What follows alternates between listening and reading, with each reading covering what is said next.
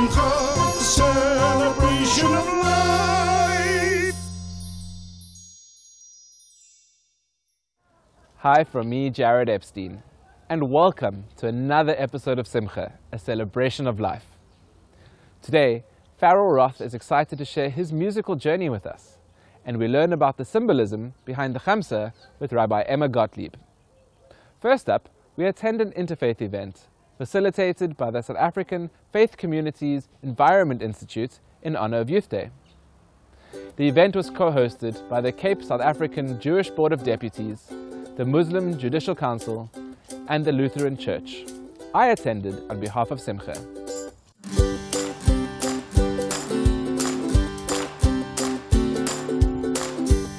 This event came about through a conversation with Imam Sheikh Salih Isaacs and myself.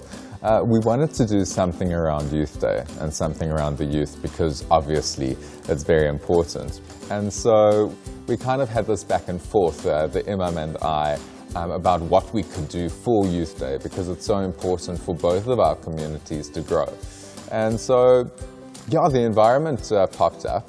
And we both went, that is fantastic, let's get involved, because it's really through the youth that we can change the environment and become climate activists. And we both got so excited during it that we had so many ideas and we really had to narrow things down into one fantastic event. We want to highlight that every religion in South Africa can play a significant role if we work together. Remember environmental issues, any scourge in South Africa, any challenge, if it's tackled collectively, it's much more, it has a better impact. So if Christians work alone and they exclude Muslims, exclude Jews, Hindus, it becomes problematic because people think it's a Christian problem. The climate is not. Climate is the problem of 8 billion people in this world. And 8 billion, they belong to different denominations. So it makes sense if we bring them together on one social platform. We say, listen here, just temporarily, just don't think yourself as a Jew now, as a Muslim, as a Christian. Just think about yourself as a human being. And then you will be much more focused on tackling the environment. In Cape Town, we know that it's very possible for a Muslim child, for instance, to grow up and never ever meet a Jewish person. And so bringing people together outside of their comfort zones, their natural habitat, as it were, is really exciting because it's a very cosmopolitan world that we live in. And I really think that helping people to understand each other is crucial to how we go forward as a community and building resilience. This program started off small, and we had to. It's a pilot program. At the end of the whole session, we actually created a manifesto. And it started off, I think, about we as children of different faiths come together and pledge to. And we actually had 18 points, which is interesting because 18 in Hebrew is chai, which means life. What I want them to do is, I want them to present it at their respective assemblies, and maybe they can come together to each different school, to each of their assemblies. And then I want this to be, this manifesto, to go to the city. I want it to go to the Cape. I want it to go to the country. I want this to become a real substantial document that says, yes, we want this to happen. We are the youth and we are going to focus on this. But not only that, I want more kids to be involved in this program. And I want more youth of different faiths to be involved because this was just 15 kids and they were amazing. But it can be so much bigger. I also want to emphasize that the youth must understand that they mustn't think of themselves as little ones or insignificant, but the youth of South Africa has changed the landscape of South Africa many years back, and we can also still do it in a different format. And the environment not doing very well, and how we can take, emphasize to the youth that they've got a significant role to play in Mother Nature. Start small. Start picking up the litter in your own garden. Don't litter yourself. If you have the urge to throw your banana peel out the window, just keep it in the car. Don't throw it out yet. Wait until you get to a stop if there's a bin. Go outside, plant a tree, plant some vegetables, and save the earth in that way.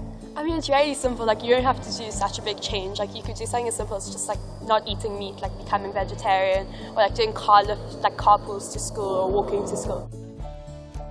I think that it's really important as a Jewish community to get involved with climate change and activism.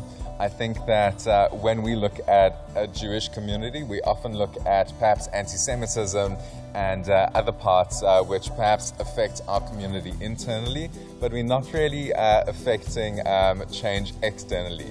And so with the help of the Muslim Judicial Council through Imam Salih Isaacs, as well as the Lutheran Church, we can actually affect change from the outside coming into the Jewish community. So that's, and we're also using children from Herzliya, which hopefully they'll take it to their Shabbat tables, their Shabbat dinner tables, and really just engage the older generation about climate change and becoming activists themselves.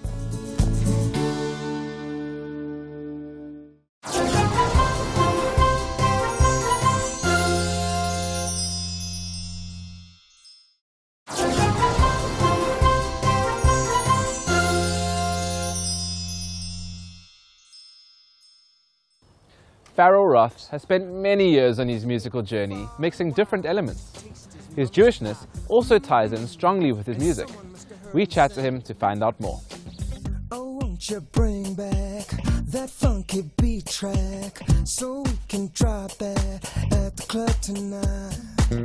Oh, won't you bring back that funky beat track so we can drop that at the club tonight? And we'll be dancing and singing, our ears will be ringing with the joy that it is bringing, the times that we are living in. Dancing, singing, ears just ringing.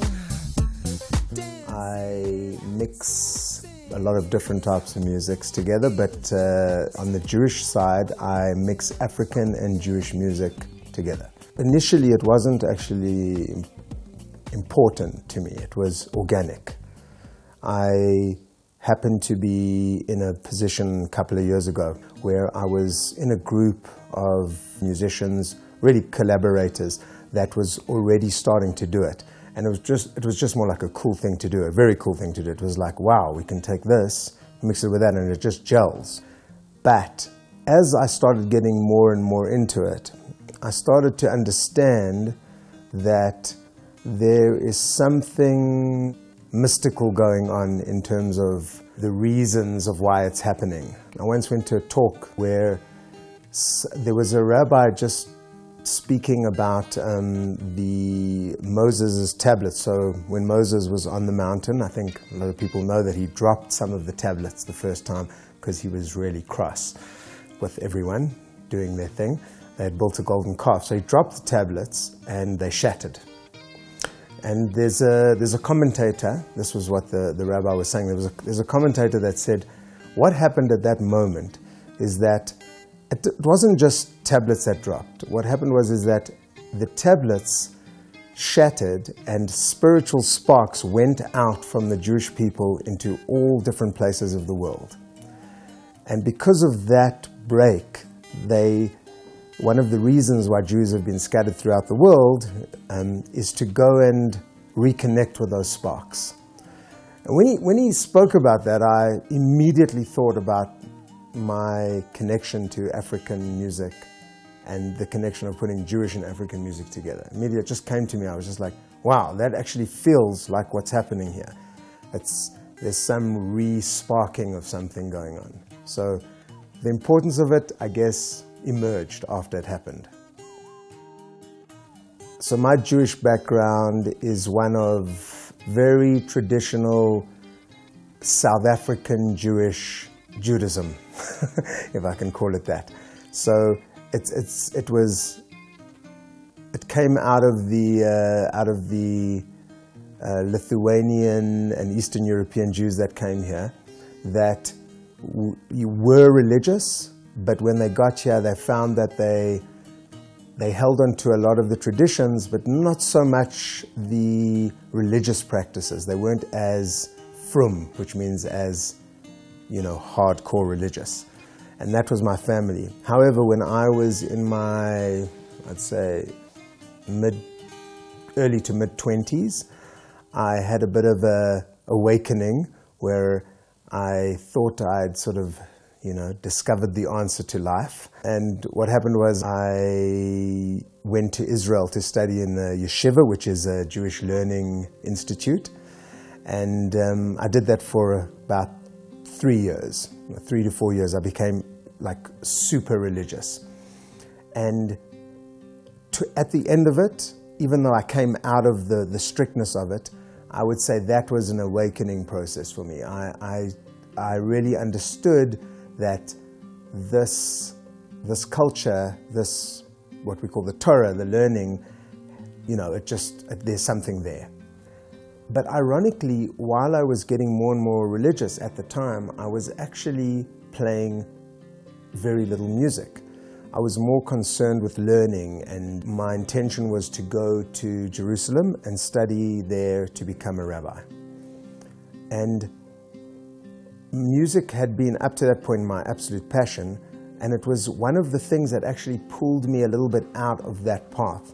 Because after 2 or 3 years of doing that, I was like, whoa, where am I in all this? I feel like I'm losing myself. I'm learning amazing things, and I want to be a rabbi, and I want to do all this stuff, but something in me was like, you've left music, and that is, big kind of red light, like what's going on here, So slowly I started coming back to my music, and when I came back to it, it was in a new way for sure.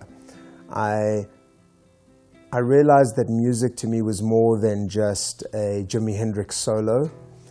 I suddenly realized that music was actually a way of communicating and a way of expressing a spiritual message. And it is in itself a spiritual language. And it took me a while, but I realized that the studying that I was doing and the prayer that I was doing was informing the music in an unconscious way. And it was deepening the experience of the music. That it was moving and has been moving away from, there's a certain egotistical element to music. And because I've always been a front man, I've always had that. And there's nothing wrong with it, but sometimes when you start to realize you're going for something else, it can get in the way. So I think that the Judaism has informed the music and made it deeper.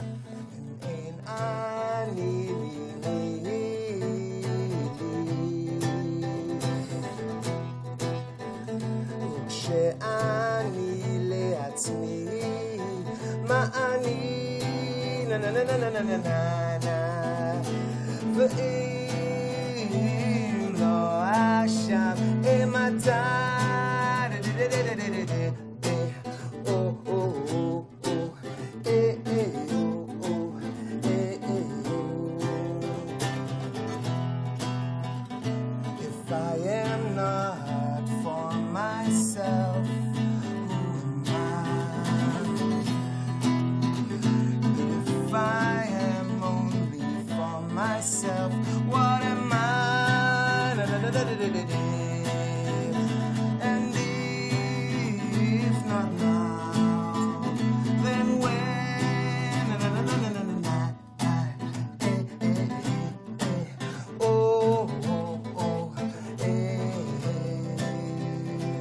I'm also part of an organization called Limud. It is a once-a-year conference where Jewish speakers from all over the world come to Joburg or Cape Town. We all get together and we just all learn from each other. And I was once asked to do a talk on Jewish music. And I phoned a friend of mine and I said to him, what should I do here? So he says, take this book and don't worry about the rest. Just take this book. And the book showed how, in the last 3,000 years, how integral music was to the Jewish religion. And what struck me was how at every point of prophecy, or what they call, divine inspiration, it seemed to be that they spoke about bringing musicians into that space. So for example, a prophet would say, bring me my musicians, I need to prophesize. Or I went into the hills and the musicians came down and then the prophet came down to say what he had to say. So there seemed to be, in many, many different cases, there seemed to be a preempting of music before prophecy or some sort of revelation would happen. And that got me thinking a lot about the role of music in the world and how really what it does is it alters consciousness and brings you into other states. And I don't think I've achieved prophecy at this point, but I certainly feel that I'm trying to definitely use music to reach deeper states.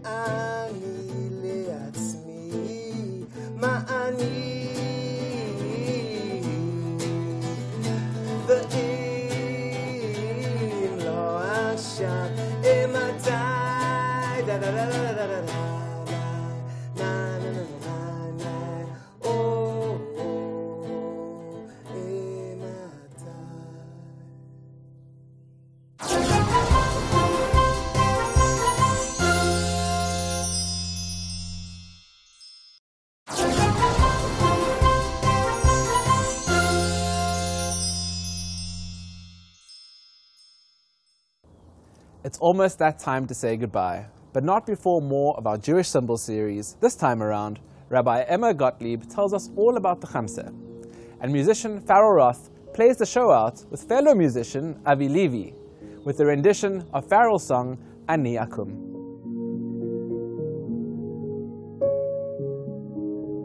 The Chamsa is a Jewish symbol that is also an ancient symbol for the whole area of the Mediterranean. It looks like a hand. Sometimes it's pointing up like this, and sometimes it's pointing down like that. And it is connected to the Hebrew word for 5, which is chamesh. So chamesh and chamsa, there's a linguistic connection there. The number 5, 5 fingers on the hand. The Chamsa is a symbol of protection. Some people reference it as the hand of God, and you'll notice that sometimes there's an eye in the middle of it, and that's also thought of as God's eye watching over us. And all throughout the Mediterranean, different peoples from different faiths have used this symbol. Christians and Jews and Muslims, and even some Eastern religions like Hinduism. And so the symbol of the Chamsa also has had different names. In Judaism, it's been known as the Eye of Miriam, in Christianity as the Eye of Mary, and in Islam as the Eye of Fatima. You'll often notice that people hang a Chamsa in places where they want protection. Some people place it in their home or in their car. It can be worn as jewelry, and even in modern times we've seen people who have Chamsa tattoos or some other way of placing it on their bodies, sometimes clothing with a Chamsa. I've even seen them hanging in a car as a protective symbol in a car. Also, when we observe the Chamsa in all these different settings, we notice how intricate and beautiful it is. It usually has decoration within it or around it. Sometimes it has writing above or below it. Sometimes it might say Shalom. You can even find ones that have images of Jerusalem depicted within. So there's a lot of beauty that comes with a Chamsa, along with the symbolism and the importance of it as a protective symbol. Interestingly, nobody seems to really know how far back the symbol of the Chamsa goes, but it is theorized that it might even date back as far as the Canaanites. For me, this question of where does the Chamsa come from and the way that it has a connection to so many different backgrounds and faith traditions is part of why it's one of my favorite Jewish symbols.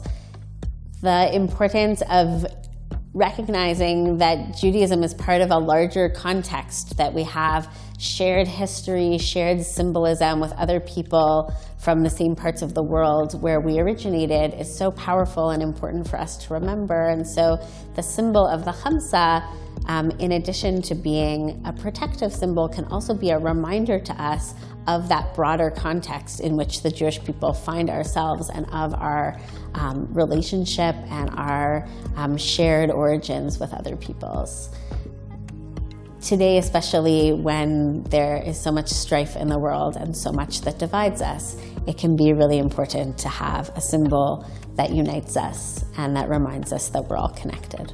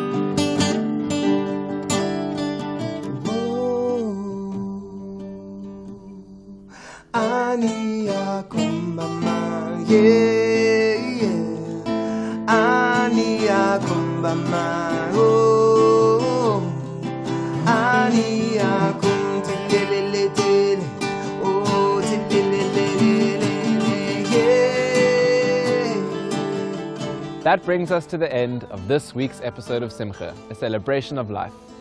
As always, we'd love to hear from you, so please send us a Facebook message at Spirit Sister Productions. From me, Jared Epstein, and the Simcha team, remember these inspiring words from a famous singer who was also born Jewish, Barbra Streisand. It is true, even people with painful childhoods grow up to be more interesting people. So there's always a positive to a negative.